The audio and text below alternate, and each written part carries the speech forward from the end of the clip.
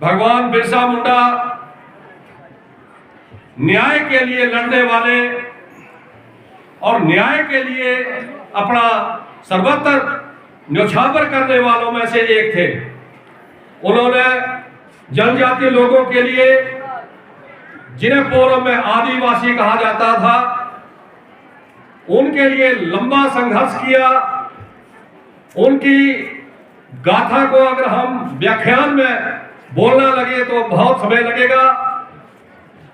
जनजातीय क्षेत्र के लोग सच्चे, ईमानदार और न्याय के लिए लड़ने वाले लोग होते हैं।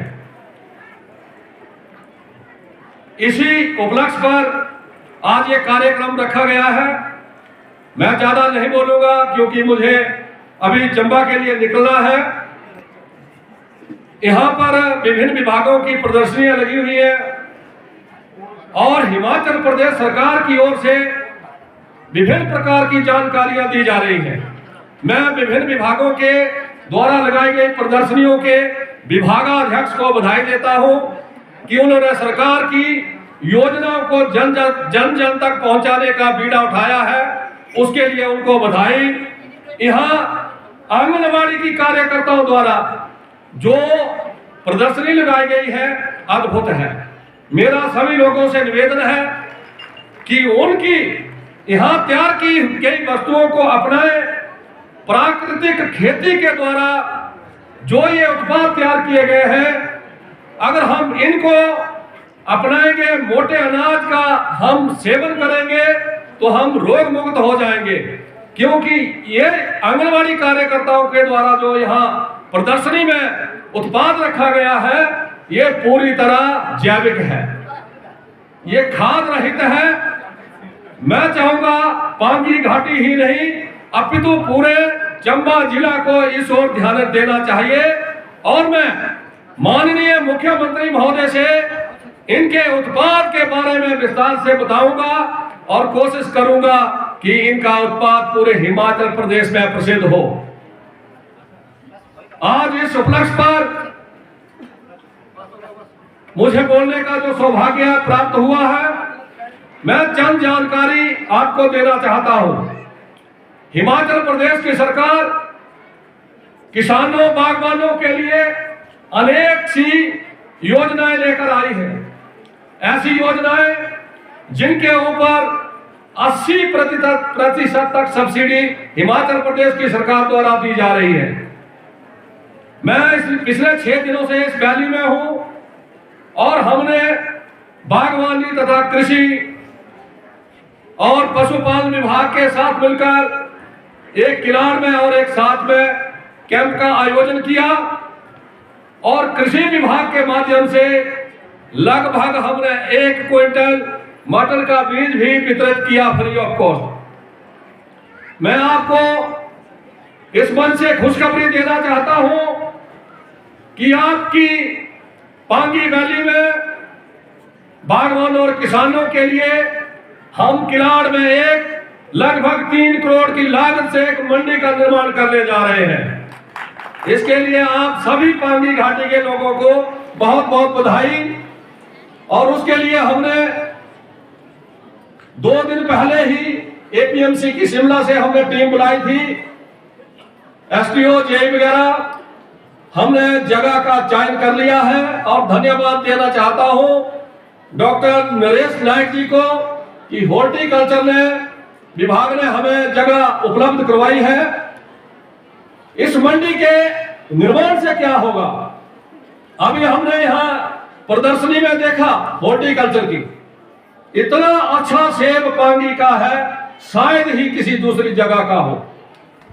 ये बधाई के पात्र है पांगी घाटी के लोग। और मैं चाहूंगा कि जब ये मंडी यहां बनेगी तो आपका सेब, आपका कृषि उत्पाद कोई बिचौलिया बीच में नहीं पड़ेगा। यहां आढ़ती आएंगे और आपका सेब हो चाहे दूसरा कोई भी उत्पाद हो, अच्छे दाम पर आपके घर द्वार पर बिकेगा।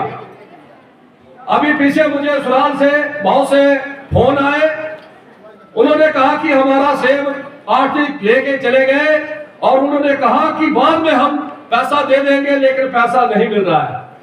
उस पे लगाम लगेगी। आपका जितना भी बागवानी और कृषि का उत्पाद होगा इस मंडी में मिलेगा।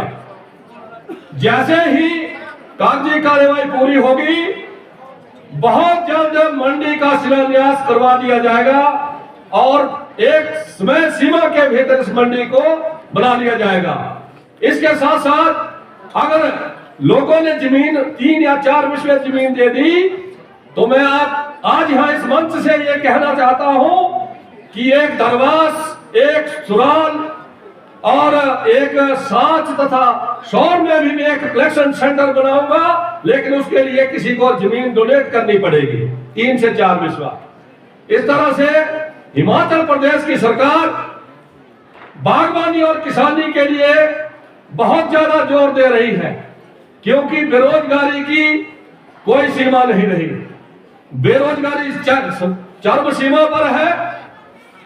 अगर हम कृषि और बागवानी की ओर अपना ध्यान केंद्रित करते हैं, सरकार द्वारा जन कल्याणकारी योजनाओं का लाभ उठाते हैं, तो न केवल हम अपनी आर्थिकी को उन्नत करेंगे, बल्कि हम दूसरों का तथा पूरे प्रदेश का उत्थान करेंगे।